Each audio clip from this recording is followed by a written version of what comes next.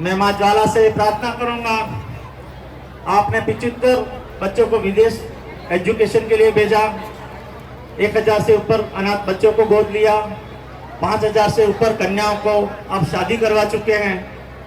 ऐसा ही मां ज्वाला से प्रार्थना करता हूं, चौकला साइड की तरफ से, हमारे 16 चौकलों की ओर से आप और भी उत्तर विकास करते जाएं और समाज की सेवा करते जाएं, ये हम आशा करते हैं, अपेक्षा करते हैं। मैं इस मंच पर जिनको सुनने के लिए हम आतुर हैं, मैं ज्यादा समय न लेते हुए मैं ऐसी शख्सियत को बुलाना चाहता हूं जो हमारे 25 वर वधुओं को आशीर्वाद देने हमारे यहाँ बीच में पधारे हैं। इसी कड़ी में आप यहाँ आए उससे पहले हमारे विमल जी पालीवाल, राजस्थान इंजीनियरिंग सागवाड़ा की ओर से 25 कन्याओं को लिफाफे भेंट किए जा रहे हैं। विमल जी पालीवाल के लिए तालियां बजाएं, बहुत बहुत धन्यवाद। विमल जी पालीवाल सागवाड़ा जो हमारे 25 कन्याओं को अपने लिफाफे में भेंट प्रस्तुत की है। भाटिया नाई समाज आपका आभारी रहेगा। पालीवाल साहब का बहुत बहुत धन्यवाद। और अब मैं मंच पर उस शख्सियत को बुलाना चाहता हूं जो आशीर्वचन स्वरूप हमारी 25 कन्याओं को शुभाशीष देंगे। ऐसी शख्सियत तालियां बजाए जोरदार मां ज्वाला के प्रांगण में आदरणीय महेश जी सवानी साहब आए और आशीर्वचन स्वरूप अपने शब्द सुमन भाटिया नाई समाज 16 चौकलों को प्रस्तुत करें। आदरणीय सवानी साहब।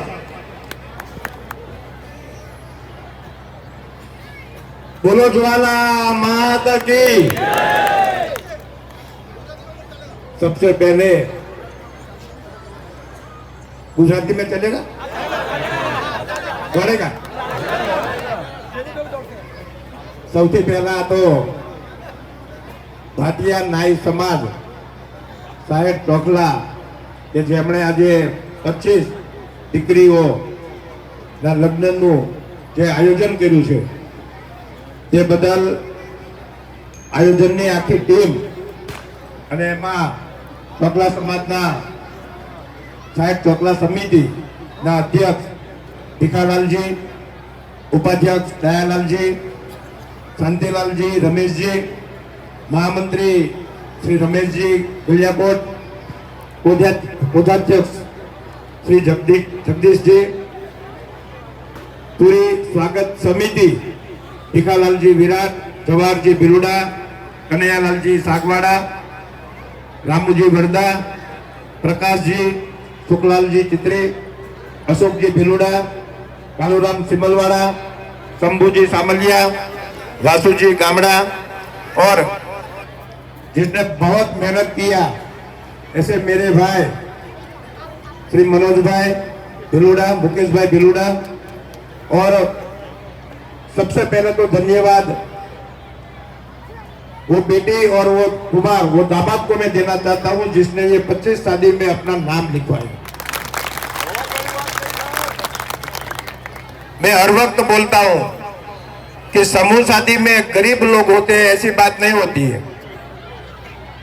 समूह शादी में जो पार्टिसिपेट करते हैं, समूह शादी में जो शादियां में नाम लिखवाते हैं, वो गरीब नहीं होते, वो मध्यम क्लास के नहीं होते, लेकिन वो बुद्धिशाली लोग हैं जो नाम लिखाते हैं। आज से 35 साल पहले मेरी शादी मेरे बाबूजी ने समूह शादी में करवाया था। 35 साल पहले की मैं बात करता हूँ। हम 3 भाई और 1 बहन है। हमारा चारों का शादी समूह शादी में हुआ है। हम 3 भाई है, 3 भाई में 5 भाई और 1 बेटी है। उसमें से 4 की शादी हो गई, वो भी समूह शादी में मैंने किया है। तो मैं आज के ये मंच पर जो भी ये कमेटी है, जो ये काम करती है, रात दिन एक करके, मुझे लगता है कि 3-4 महीने की मेहनत के बाद में ये प्रोग्राम बनता है। और ये प्रोग्राम जब भी बनता है तभी गांव वाले दूसरे लोग, मैं उन लोगों को ये बताना चाहता हूं कि हम सेवा में पार्टिसिपेट चाहे न भी करें, लेकिन जो कर रहे हैं ना उसको करने दे, वो भी एक सबसे बड़ी सेवा है। कई बार ऐसा होता है कि इसने उसको क्यों बुलाया, इसने ऐसा क्यों किया, मैंने ऐसा बोला था उसको क्यों नहीं बताया, ये क्यों नहीं किया, वो क्यों नहीं किया, लेकिन जो करते हैं उसको पता होता है कि कैसे किया जाता है। तभी जो ये कमेटी है, जो ये सेवा की कमेटी है, जो ये कमेटी ने ये काम किया है, उसके लिए एक तो जोरदार ताली। नगर जा रहा हूं, 3 दिन का मेरा प्रवास है, तो मैं 3 पेयर कपड़े लूंगा। मुझे गाड़ी में भरवाने के लिए डीजल का पैसा चाहिए, खाने का पैसा चाहिए, रहने का पैसा चाहिए, वो मैं पैसा लूंगा। मैं मेरी 3 दिन की तैयारी करके निकलता हूं। जब भी एक बाप की बेटी है, पूरी जिंदगी के लिए वो ससुराल की तैयारी कर रही है। वो बेटी पूरी जिंदगी के लिए ससुराल की तैयारी कर रही है। उसके लिए वो सामान लेगी कि मुझे जिंदगी में कितने पेयर कपड़े चाहिए, कितने पेयर चंपल चाहिए। मुझे मेरी जिंदगी के लिए, अगली जिंदगी जहां मैं मेरे घर से, मेरे बाप के घर से निकल रही हूं और मैं मेरे ससुराल के घर में जा रहा हूं, तो मुझे मेरे लिए क्या चाहिए, गहने चाहिए, विट्टी चाहिए, बुट्टी चाहिए, तो वो अपने लिए लेती है। वो अपने लिए लेती है, लेकिन ससुराल में जाके ससुराल वाले वो देखते कि ये बेटी लेके क्या आई। अरे वो जो लेके आई है वो अपने लिए लेके आई है, वो आपके लिए लेके नहीं आई है। और उसके बाप में जितनी हिम्मत थी उतना उसने दिया है, और उसको हम ससुराल वाले उसको बाहर बिठा के सब लोगों को दिखाते कि हमारी बहू ये नहीं लाई, हमारी बहू वो नहीं लाई। लेकिन वो बाप के घर में, जो बाप के घर में से वो बेटी ने विदा लिया है ना, वहां पूरा घर खाली हो गया है। वो बेटी को जाने के बाद वो कोई नहीं देखते। ये पूरे समाज को समझना चाहिए। नाई समाज और यहाँ ब्राह्मण समाज, दोनों समाज बैठे। गायत्री मंदिर वाले संत भी बैठे हैं, सभी संत यहाँ बैठे हैं, नाई समाज के अग्रणी यहाँ बैठे हैं। मैं तो ये बोलता हूँ, पूरे दुनिया में 2 ही समाज सबसे बड़े हैं।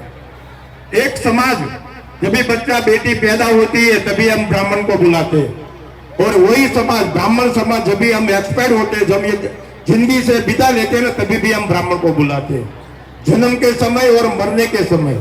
ऐसे ही नाई समाज, जब भी बेटा या बेटी जन्म लेती है, उसका मुंडन करवाना होता है, तभी नाई समाज की जरूरत पड़ती है। और जब भी बाप मरता है या मां मरती है, तभी भी मुंडन कराने के लिए नाई समाज की जरूरत पड़ती है। ये 2 समाज ऐसे है, जब भी जीवन के शुरुआत में और जीवन के एंड में ये 2 समाज काम में आता है। और मैं नाई समाज के लिए तो ये भी बोलना चाहता हूं, आपका समाज इतना बड़ा है, चाहे वो अमीर पति हो या गरीब पति हो, चाहे वो लाखों पति हो या करोड़ों हो, चाहे वो मिनिस्टर हो, चाहे सीएम हो या चाहे पीएम हो, जिसकी मुंडी जिधर घुमाना है वो आप घुमा सकते हो। आप बोलेंगे कुर्सी पर बिठा के ऐसे करो, तो उसको करना पड़ेगा। और एक ही केस होता है, चप्पू गले पे रखते हैं तो बोलते हैं मर्डर का ट्राई किया। आपको नहीं बोलेंगे कि आपने मर्डर का ट्राई किया। ये आपके समाज की ताकत है। समाज की ताकत तभी बनती है जब सभी लोग एक जुड़ के काम करें। मेरी 5000 बिना पापा की बेटियां है, जिसका मैंने शादी करवाया, जिसका मैं बाप हूं। हमारे 5000 दामाद है, लेकिन यूनिटी कैसे होनी चाहिए, मैं यूनिटी के लिए बात कर रहा हूं। हमारे 5000 दामाद एक छत के नीचे, पीपी सवानी ग्रुप के नीचे, 5000 बेटियां एक छत के नीचे। 2007 में भी जो जिसकी शादी करवाई है, वो 2022 में भी हमारे से जुड़ी हुई है। और इसमें कहीं हमारे ये बेटियां और दामादों में सभी कास्ट की बेटियां है, दरबार है, नाई समाज की है, कोली समाज की है, पटेल समाज की है, मुस्लिम समाज की है, सभी समाज की बेटियां है। लेकिन अभी कभी भी कोई भी जरूरत पड़े कि फर्नीचर करवाना है, तो हम हमारे दामादों में मैसेज करते हैं कि फर्नीचर करवाना, तो 50 दामाद उंगली ऊंची करेगा जो कारपेंटरी का काम करता होगा, पप्पा किधर करवाना। एक यूनिटी होती है। यूनिटी की ताकत कितनी होती है, हर महीने को 10,000 रुपया मिलता है। कि हमारी बेटी अगर वो ससुराल में रहती है, तो वो ससुराल वाले भी उसको ना बोल सके कि तू मुफक्का खा रही है, और अगर वो पीर में रहती है, मायके में रहती है, तो उसके भाई और भाभी भी ना बोल सके कि तू मुफक्का खा रही है। लेकिन मेरी बेटी बोलती है मेरे पापा है ना, वो मुझे खिलाते। एक यूनिटी की ताकत होती है। यहाँ जितनी भी अपने समाज की यूनिटी हो, यूनिटी की एक बहुत बड़ी ताकत होती है। अगर हम एक एक सलीक से हम कचरा साफ करने के लिए निकाले तो कचरा नहीं निकलेगा, लेकिन 1000 सलीक को इकट्ठा करेंगे, सावनी बनाएंगे, झाड़ू बनाएंगे, उससे कचरा निकल। और ये समाज की ताकत होती है।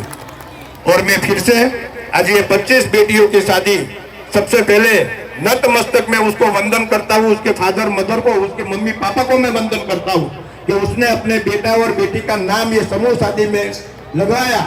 ये बहुत बुद्धि का काम है। हम पहले के जमाने में हम सब लोग खेती करते थे, 4-5 दिन का टाइम होता था, और वो टाइम में सब लोग एकदम फ्री होते थे, तो हम 4-5 दिन की शादी करते थे। और आज के जमाने में ये मोबाइल युग आ गया। हम पहले तो एक मैसेज देना होता था तो एक टपाल लिखते थे, वो टपाल 8-10 दिन के बाद में पहुंचती थी, और उसके बाद में वो जवाब लिखता था, वो 10 दिन के बाद में यहाँ पहुंचती थी। और आज इतना युग फास्ट हो गया है, तो ये युग में सबको सबसे बड़ा कीमत होता है, सबसे बड़ी जो कीमत होती है ना, वो पैसे की नहीं लेकिन समय की होती है। और समय का पालन आज के युग में समय का सबको, अभी आज 25 शादी में अगर ये प्रमुख साहब एक शादी में हर रोज अलग अलग शादी में जाएगा तो उसको घर से निकाल दिया जाएगा।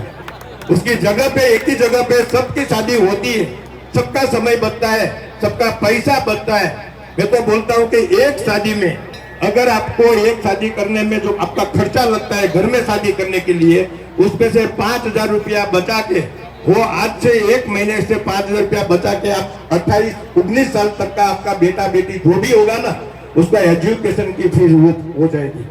एक स्टार्टर की पढ़ने की फीस कम से कम समझ लो 10,000, ज्यादा से ज्यादा 10,000 रुपया 1 साल की फीस होती है बच्चों को पढ़ाने के लिए। 12 साल तक वो पढ़ेगा, 12 तक, उसके बाद में 4 साल कॉलेज का, 16 साल तक वो पढ़ता है। 10,000 की एवरेज पकड़ लो आप, तो 1,60,000 रुपया होता है। लेकिन हम शादी में 5 लाख का खर्चा कर देते हैं, अपने बच्चों को पढ़ाने के लिए 2 लाख खर्चा नहीं कर पा रहे हैं। हम अपने बच्चों को पढ़ाने के लिए 2 लाख का खर्चा नहीं करते, और ऐसे बुजुर्ग की ऐसे खोटा खर्चा हम शादियां में करते हैं। हमारे पुराने जो रिवाज थे, वो रिवाज को हम पकड़ के आज भी चलते हैं। छोड़ो वो सब रिवाज जो कोई काम के नहीं है। हमारे अभी जो दामाद है, हमारे गुजरात में तो है, एक तलवार साथ में रखते हैं, जो वराजा होता है ना, वो तलवार रखते हैं। क्या रखते हैं? हम पीठी का प्रोग्राम करते हैं, हल्दी का प्रोग्राम करते हैं। क्यों करते हैं?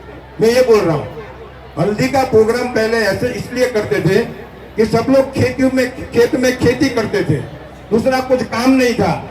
15-15 दिन में एक बार वो गांव का वो कुआं होता है ना, वहां वो नहाता था, और वो भी वो चौड़ा पहन के ही नहाता था, और वो खेती का काम करता था। उसका चेहरा, उसका जो स्किन है वो काली पड़ जाती थी। इसलिए जब भी शादी होती है 3 दिन पहले उसको हल्दी लगाते हैं। अभी तो आपका समाज आ गया है, नहीं समाज ब्यूटी पार्लर करवा देता है, 2 दिन में क्लियर हो जाता है फर्स्ट क्लास। तो अभी उसको हल्दी करवाने की क्या जरूरत है? पहले के जमाने में बारवटियों का बहुत प्रॉब्लम होता था। समूह में हम लोग बारात निकालते थे, वो वराजा है उसकी रक्षा करने के लिए उसको तलवार देते थे। ये सब इसलिए तलवार देते थे, तो आज उसको कौन लूटने वाला है, फिर भी वो तलवार लेकर घूमता है। ये सब हम लोग रजाई भी बिठाते हैं, वराजा जो होता है उसके नीचे रजाई बिठाते हैं। रजाई क्यों बिठाते? पहले बाल रत्न होते थे, छोटे छोटे होते थे, अभी चलना नहीं सीखा, कभी उसकी शादी हो जाती थी, उसके मम्मी और पापा फेरे फरते थे और उसको गोदड़ी में रखते थे। गोदड़ी को हम रजाई बोलते, वो रजाई आज भी चल रही है। अब ये मखमल की कुर्सी में भी रजाई डालते हैं। क्यों डालते हैं, क्यों करते हैं, वो किसी को नहीं पता, बस करते रहते हैं। पुराने वाले ने किया, मेरा